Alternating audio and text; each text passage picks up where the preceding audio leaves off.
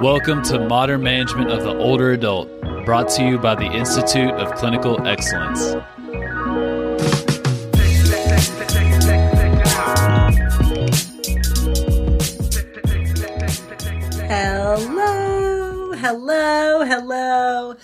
Hello, everybody, and welcome to the PT on Ice Daily Show. My name is Christina.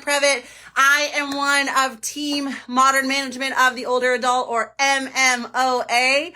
We are super excited. We are going to be on the road all over the country, but we offer 3 courses in our geriatric curriculum. Before I get ahead of myself, we have our 8-week Essential Foundations course and our next cohort for MMOA, and we have completely revamped material, is starting next Wednesday. So a week from today, we start that class.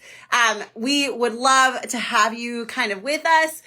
We're going to talk about everything around how to load up the older adult over a variety of settings, from home health, skilled nursing, outpatient fitness. We got you covered. If you have taken our 8-week Essential Foundations course, then you are eligible to take our Advanced Concepts course. So that is where we put all of the lab and all of the constructs that we talk about in Essential Foundations through the filters of a variety of different chronic conditions. So we have weeks on neurodegenerative conditions and balance. We have a urinary incontinence section and a cardiopulmonary section. So we kind of really put that through a filter. If you're interested, our next Advanced Concepts course starts in May. And then we are, as I said, all over the country. We have a course in Madison, Wisconsin, Milwaukee, beginning of March. We have Lake Elmo, Minnesota, a course going, and we have a fixed course in Fayetteville, North Carolina, the 18th, 19th.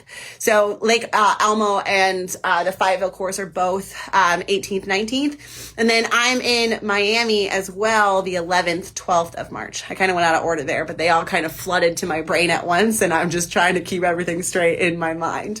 So if you're interested in those live courses, make sure to check them out. Our faculty is on the road. All right, so we're going to talk a little bit about osteoarthritis today. If you have been in the geriatric space or you work really with anyone, you have been working with individuals with arthritis. And as we go into the literature on arthritis, it's really interesting because the more we learn about arthritis, the more that we recognize that it is the ultimate and not or. At ICE, we always talk about and not or, where we are not saying do this or do that, but oftentimes people are going to benefit from both, just in different camps or different degrees, and every single person is going to be different. And so I'm going to go through a couple of different examples from the literature on osteoarthritis around what that means.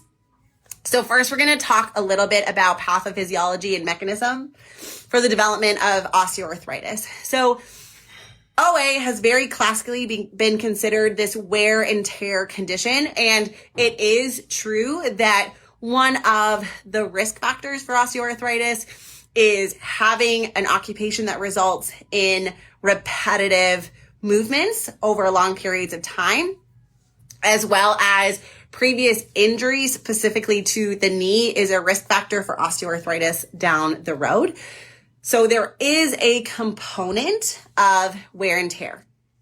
What we recognize is that obesity is also a risk factor for osteoarthritis. And the relationship is stronger in the weight-bearing joints of the hip and the knee, but it is also a risk factor for upper extremity osteoarthritis. And so that means that if we think about how adiposity and adipose tissue is a pro-inflammatory material within the body, or a pro-inflammatory cell within the body, that the and not or is that yes, arthritis is a wear and tear condition, but also there is a component of low-grade inflammation that leads to further degradation of the joint. This leads us to our second point about being the ultimate and not or.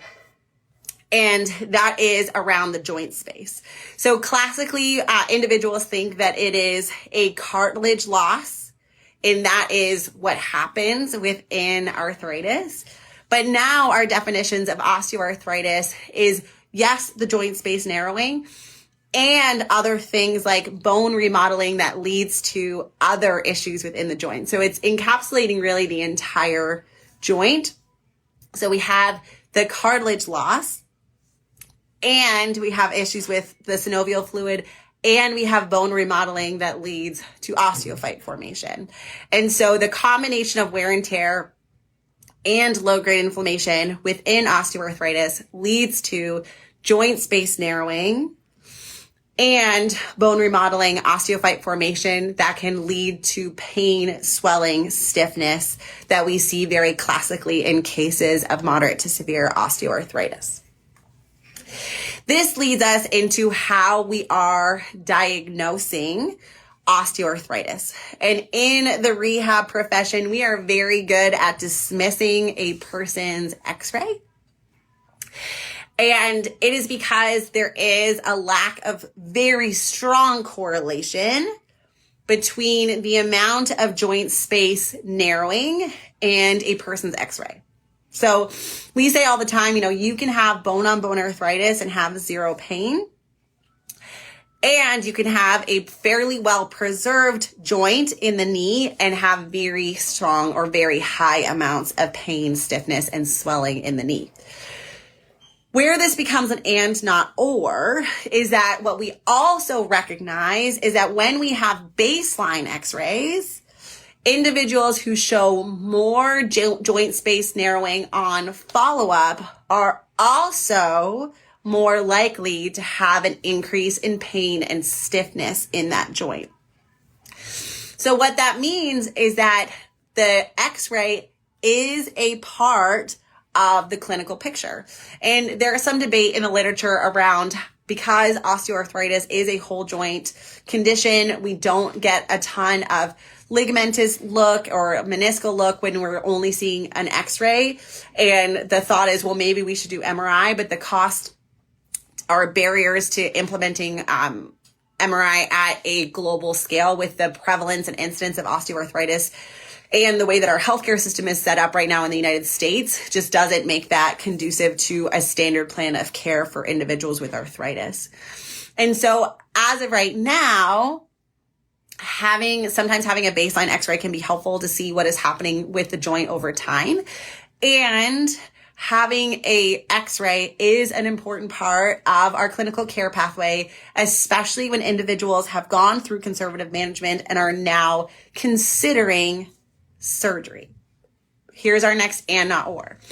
When we're thinking about osteoarthritis, I know myself, I am biased and I would love everybody to be super successful with conservative care.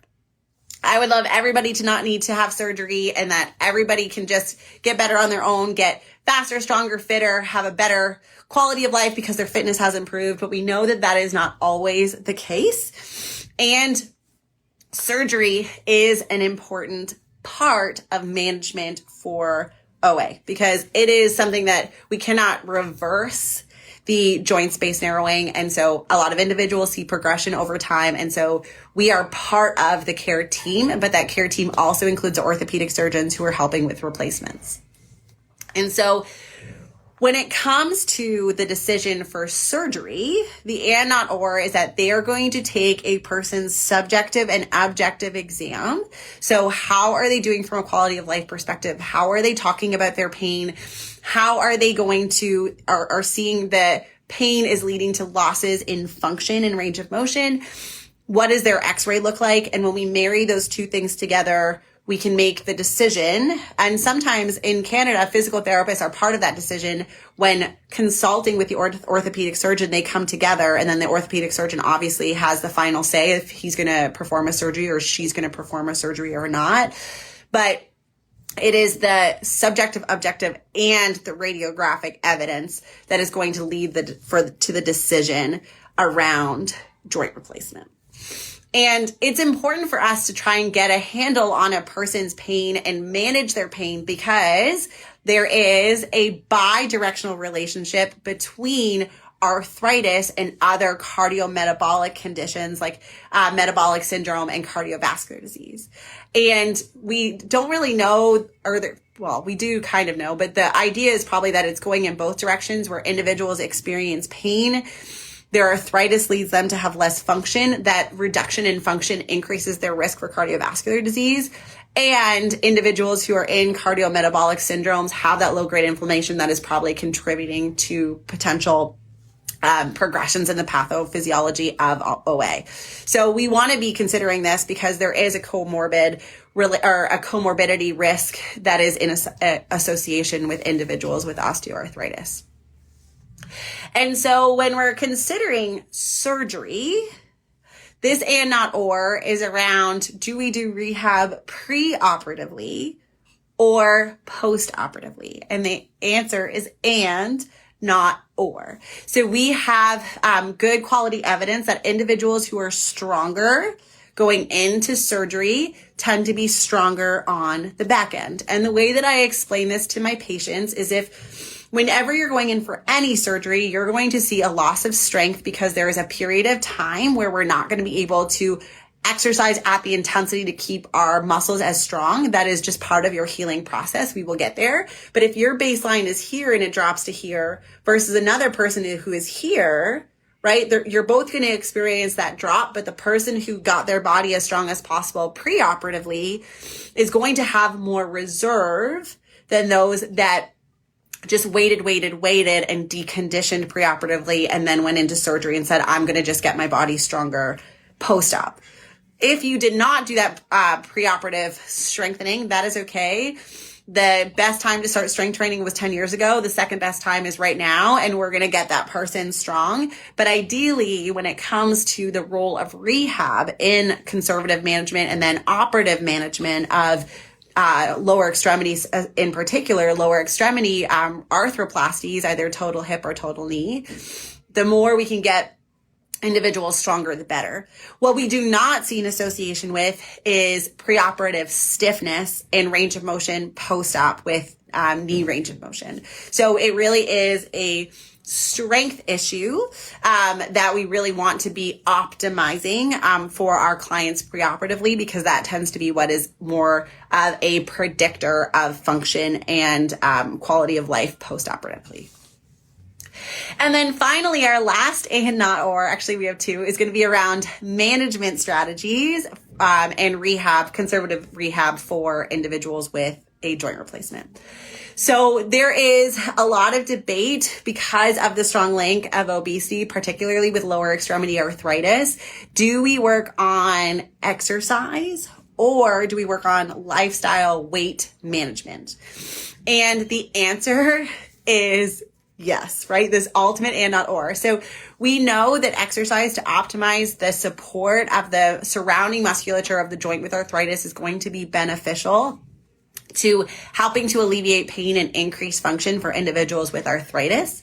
We also know that when obesity is a part of the equation for individuals with lower extremity arthritis, that weight reduction has been shown to reduce pain and increase function in those with arthritis. The important part, however, and where this becomes a really important is that we do not want to lose lean mass, because osteosarcopenia or clinically relevant amounts of muscular weakness around an arthritic joint can make it so that weight loss actually does not change a person's physical pain or physical function. And so this is where where we do want to be having conversations with our clients about the influence of excess body weight on their joints. We don't want to ignore that fact. We want to be able to counsel and feel confident counseling in weight management, but we also want to say that we want to keep our legs as strong as possible while we are doing that and work on the exercise strengthening piece. And this goes into my final and not or is around what are we strengthening? And this is kind of in the world of knee osteoarthritis. If you follow our MMOA Instagram account, I posted about a systematic review that was published in December. We have very strong evidence for the role of our quad group, our knee extensors, on pain and function for individuals with OA. We know that those with lower knee extensor strength are more likely to develop or have instant knee OA. We also know that those with lower knee extensor strength are more likely to have radiographic progression of knee OA over longitudinal studies. But we also have evidence for weakness in the knee flexors. So while so much of our management has been on strengthen the quad, we do not want to ignore the back of our body. So this is and strengthen the back.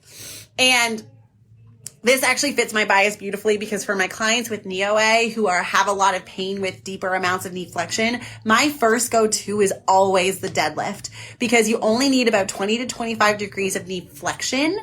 And I can get individuals to see, oh, look, I can do some strengthening for my legs without it being immediately painful.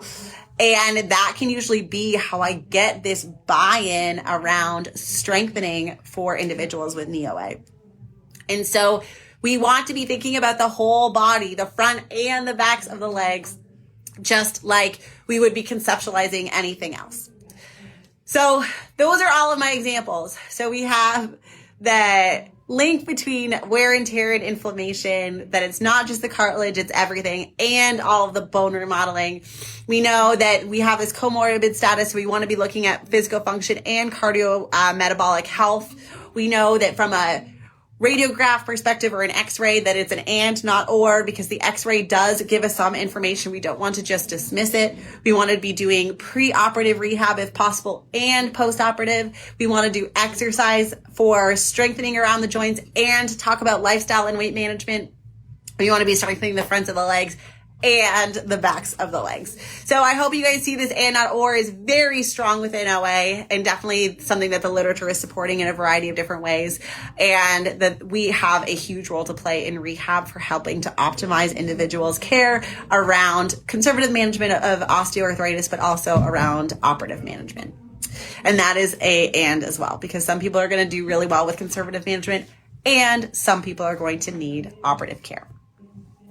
If you have any other thoughts, questions, concerns, please put them in the comment section. If you have not signed up yet for MMOA Digest, I'm going to be putting that together today or tomorrow. It goes out every second week on Friday, and I'm going to be putting that systematic review around knee flexor and extensor strengthening and osteoarthritis. So sign up if you want the link to that systematic review. Otherwise, have a really wonderful Wednesday, everybody, and we will talk to you all soon. Thank you for listening to the MMOA podcast. If you found this helpful, please share with someone that could benefit. And if you're looking for more practical content to help you better serve older adults, head over to www.mmoa.online, where you can learn more about our free resources, our community, continuing education courses, and our certification. Once again, that's www.mmoa.online. Thanks for listening.